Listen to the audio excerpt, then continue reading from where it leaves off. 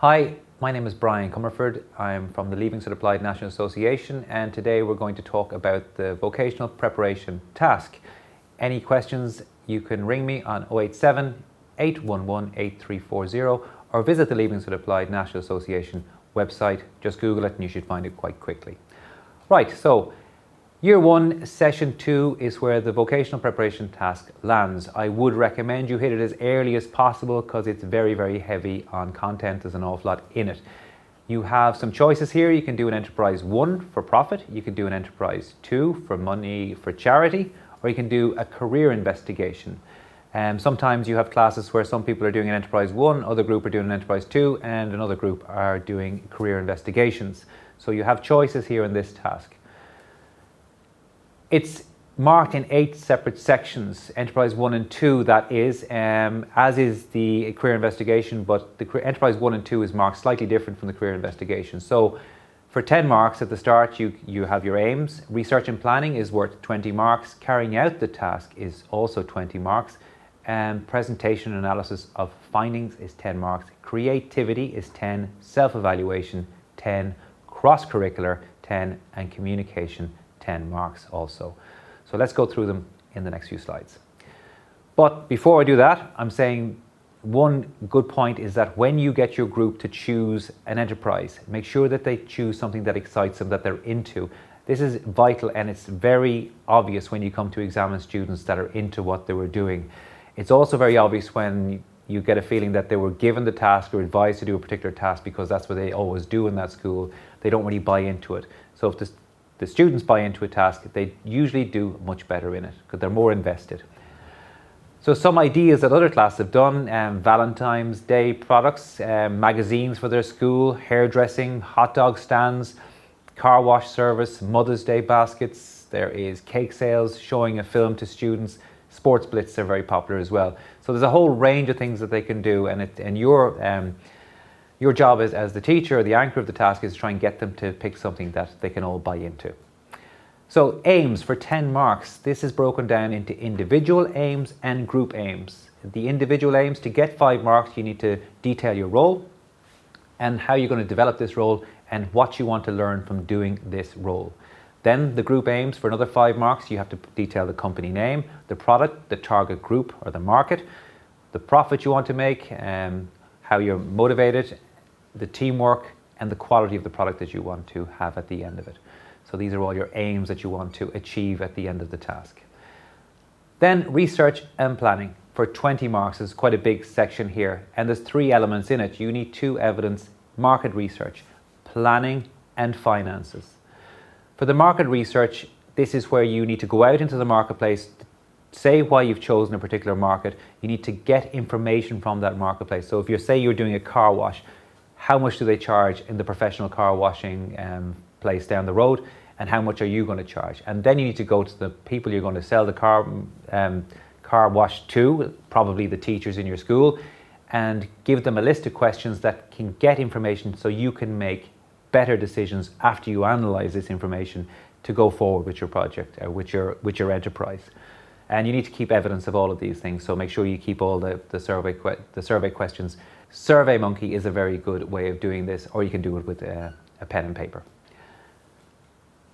Next, planning. This is what's done before the business was set up. So the business plan is a way of doing it, or you can get an action plan. You can set timescales, deadlines, projections, targets, skills assessments of the group, and then the allocation of roles to the different people in the group, depending on what their skill sets are.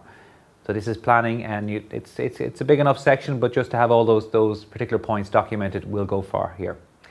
And then finances. How did this company run? How was it financed? How did they get money to start up in the first place? So did this group of students issue shares? Did they all chip in €5 each? Or did they go to the principal or somebody else and look for a loan to get started? Then costings. How much does it cost to get their product together or get their service together? The materials needed. Was there any rent? Was there any equipment that needed to be bought? And then they calculate the unit cost of their service or product. And then they project profit margins, how many they think they're going to sell, and their targets of what they want to sell, and therefore how much money they want to make.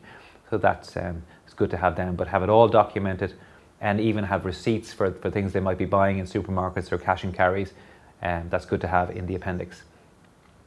20 marks then go for carrying out the task, and this is broken down into 2 different sections. So the individual activities, what I did, and the group activities for 10 marks as well, what we did.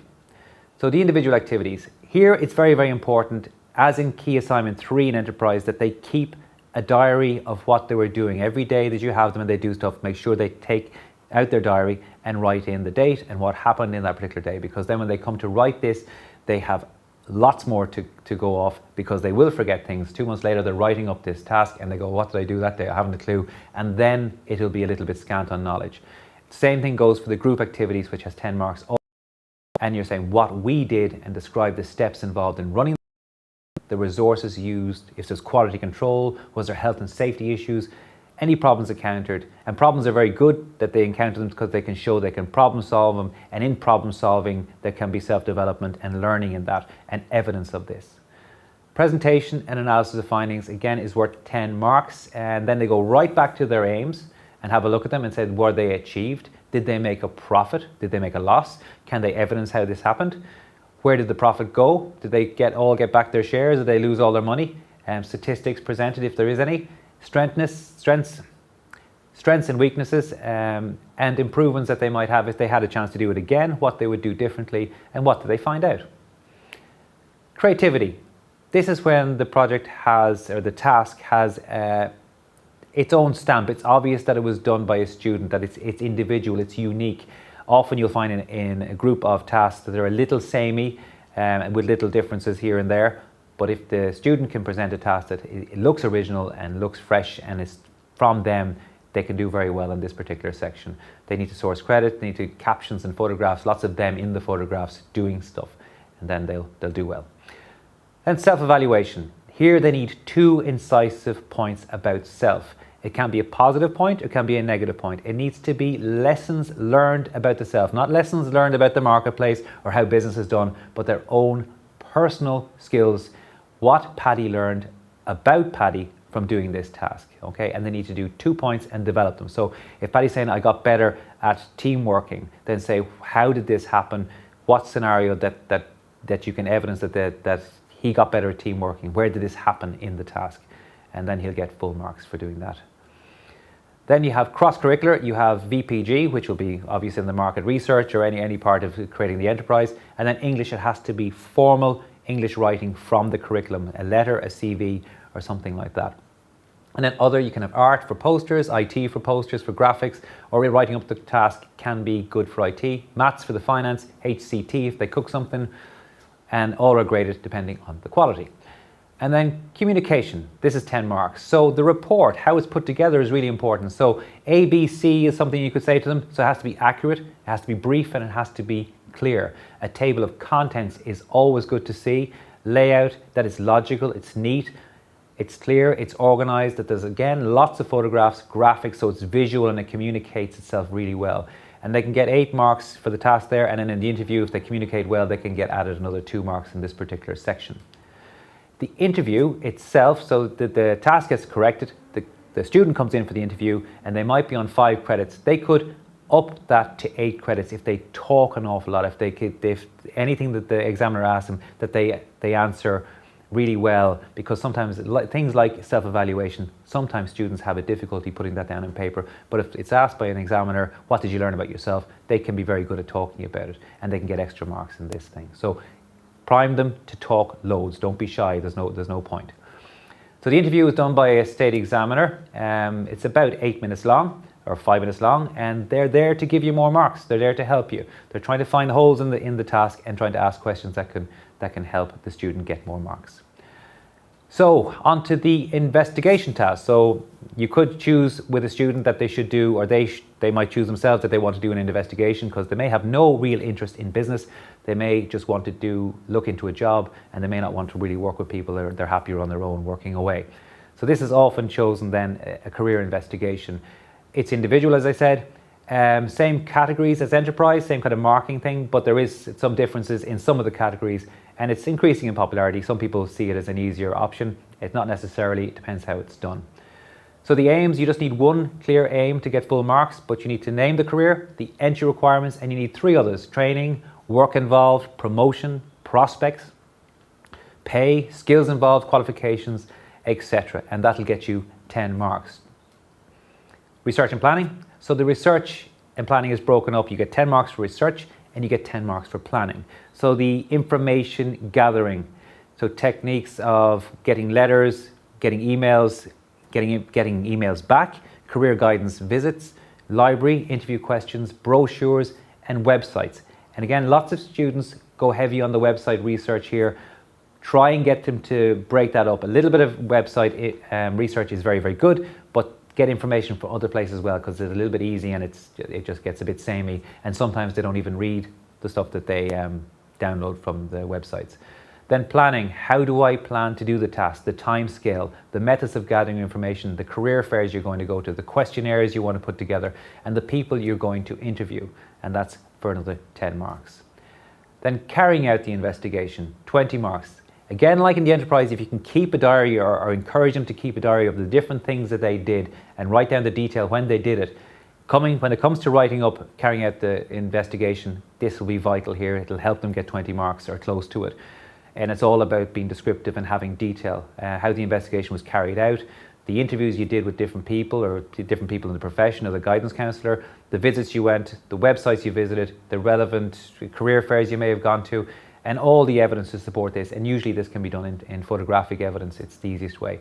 You need to kind of look at 2 different pathways as well. So a plan A and a plan B. For example, if you're going to do an apprenticeship, you might want to do a pre-apprenticeship course in a PLC course, and then go into employment and get an apprenticeship, or you can go straight from the Leaving Cert Applied into an apprenticeship. That's something you could document, the 2 different choices of routes there. Results of interviews. Write down everything that was in the interview in your investigation, and what was found out, downloads, and make sure they're personalized. Either highlight them or summarize the content that you're downloading. And do all of that and you'll do good here. So presentation and analysis of findings. So you must relate back to your aims here.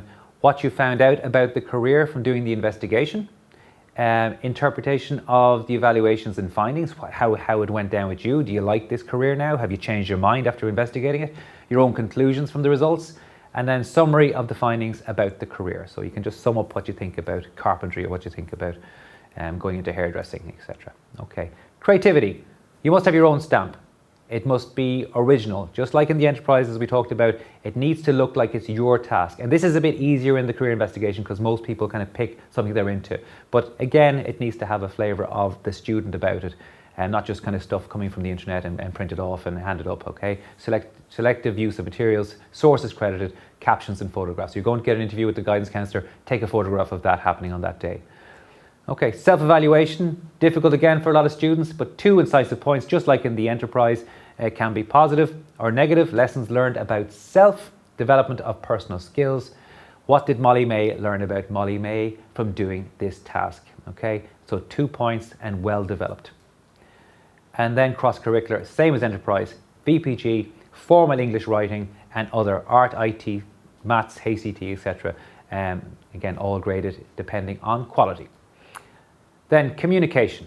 Report gets 8 marks maximum, and then the interview you can get 2 marks. Again, the report, accurate, brief and clear, ABC, table of contents, layout, logical, neat, clear, organized, lots of photos, lots of graphics, communicated as well as possible. What you want for the examiners to sit down and get it quite quickly, not to be looking over and back for different things in the task that they're trying to give you marks for, but it's too difficult to kind of find the information because it's mixed up in different sections.